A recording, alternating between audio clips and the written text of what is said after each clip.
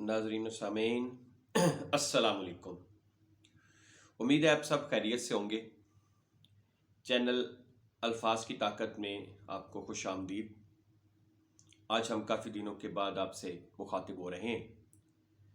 मौजूदा जो सूरत हाल है उस पे हर पाकिस्तानी को बात करने का हक है। देखें, इस मुल्क को बने हुए कम से कम 70-72 साल हो चुके हैं, लेकिन आज तक हम यही फैसला नहीं कर सके कि हमारे मुल्क में निज़ाम कौन सा होना चाहिए।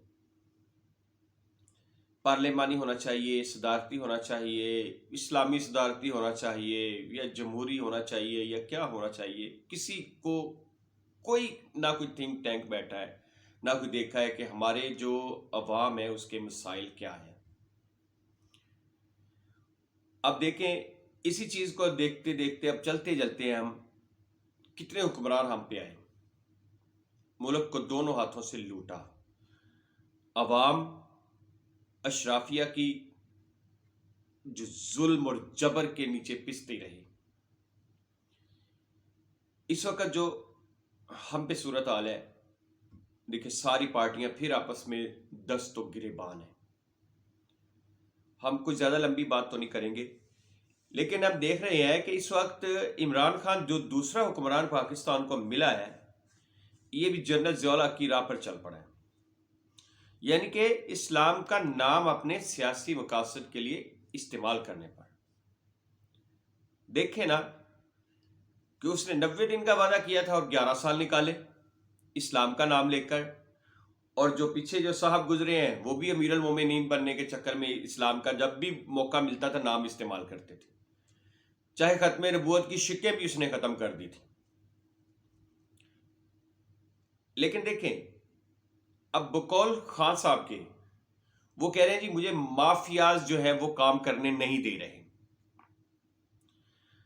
अगर आपको माफियाज काम करने नहीं दे रहे तो खान साहब आप क्यों हुक्मरान बने हुए हैं, क्यों इसके मुल्क के प्राइम मिनिस्टर बने हुए हैं और इसकी तनख्वाह भी ले रहे हैं। आपको काम जब करने नहीं दिया जा रहा। कोई बंदा भी अपने कारखाने में किसी जगह पर भी कोई मुलाजिम रखता है कि अगर उसको काम ना दिया जाए और तनख्वाह भी दी जाए, लेकिन आप फिर भी तनख्वाह ले रहे हैं। ईमानदारी तो आपकी ये थी कि आते कहते कि नहीं ठीक है भी, मैं काम करने के लिए आया हूं और ये काम करना है लाजमी। अपनी आवाम को इंसाफ भी दिलाना है, अपनी आवाम को महंगाई के चुंगल से भी निकालना है, अपनी आवाम को दुनिया की गुलामी से भी निकालना है। लेकिन आपने किया तो बातें तो बहुत की, चिकनी चुपड़ी बातें, इय्या का नाबुदु व इय्या का नस्ताइन से लेकर पता नहीं कहां तक। खान साहब अदालती निज़ाम जो है, जो कि सब चोरों को, डाकुओं को, सबको छोड़ता जा रहा है, इसकी इस्लाहत किसने करनी थी? क्या हमने, अवाम ने करनी थी? अवाम ने तो आपको वोट दे के भेज दिया। इन माफियाज को अदालतें छोड़ रही हैं तो अदालतों की इस्लाहत आपने करनी थी। अदालतों की इस्लाहत पर कौन सा पैसा लगता है? कोई पैसा लगता है कि बहुत ज़रा भारी बजट लगता है? सॉरी, कुछ भी नहीं लगता। और पुलिस की इस्लाहत पर क्या कोई बहुत भारी खर्चा है? पुलिस हमारी जेबों से, अवाम पे जो टैक्स लगते हैं उसी में से तनख्वाह ले रही है और जुल्म भी उन्हीं पर कर रही है। कोई एक शरीफ बंदा क्या अदालत में और थाने में जाकर क्या वो अपना मुकदमा दर्ज करवाने की बेचारा हिम्मत कर सकता है? सबसे पहले तो उसको इतने बुरे तरीके से पेश आया जाता है कि वो बेचारा वैसे परेशान हो जाता है कि पता नहीं मैं किसी के साथ ज्यादती करके आया हूं, हालांकि वो खुद ज्यादती शुदा होता है। पुलिस का जिसका सारा मामला ही खराब है, क्या उसने उसको आपने दुरुस्त करने की कोशिश की है? नो।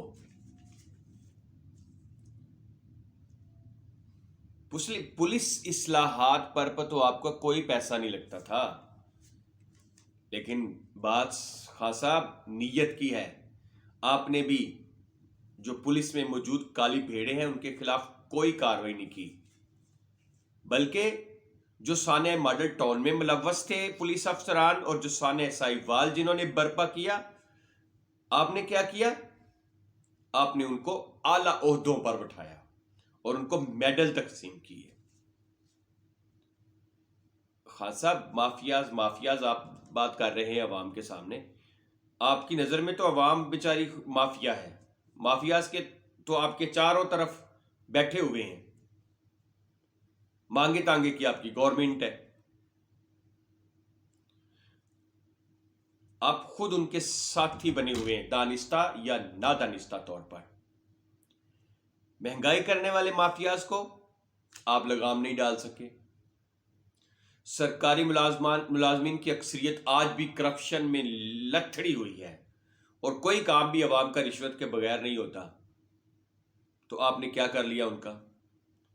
یہ کام تو وہ تھے نا جو بغیر بجٹ کے، بغیر خرچے کے ہو سکتے تھے۔ آپ کہہ رہے ہیں ہمارے پاس پیسہ نہیں ہے، سارا لوٹ کے لے گئے۔ بے شک انہوں نے لوٹا، وہ چور تھے، ڈاکو تھے، لٹیرے تھے، لیکن پلیز آپ نے کیا کیا؟ بلکہ آپ کو شکر کرنا چاہیے کہ آپ پاکستان جیسے ملک میں وزیر اعظم ہیں جہاں کے لوگوں کو ابھی بیچاروں کو کچھ شعور نہیں ہے، کیونکہ اگر شعور ہوتا نہ یہاں پہ زرداری اور نہ نواز شریف جیسے اور نہ آپ جیسے کوئی وزیر اعظم ہو ہی نہیں سکتا تھا۔ جس آدمی نے مخلص ہو کر کوشش کی، آپ نے اس کا ساتھ بھی نہیں دینا مناسب سمجھا۔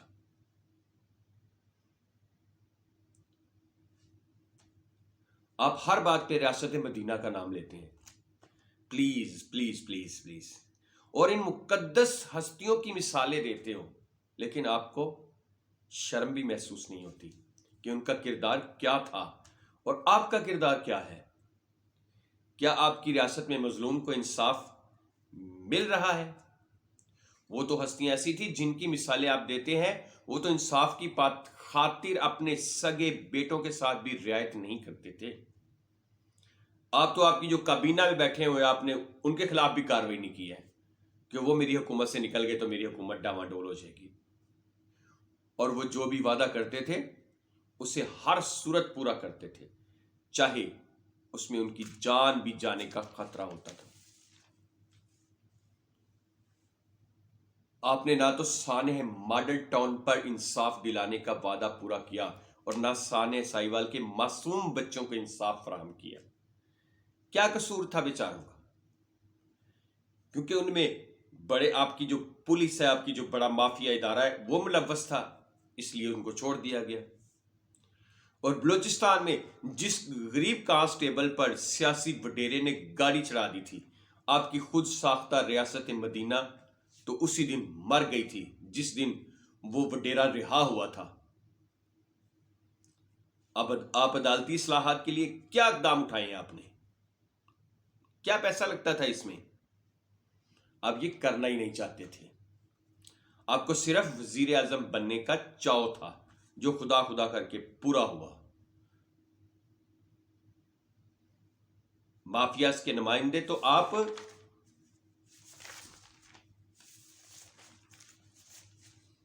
کے دائیں بائیں بیٹھے ہیں، مافیاز کے نمائندے تو آپ کے ارد گرد بیٹھے ہوئے ہیں، جن کی بیساکھیوں پر آپ کی حکومت کھڑی ہے اور اب تو ویسے ہی لڑکھڑا رہی ہے،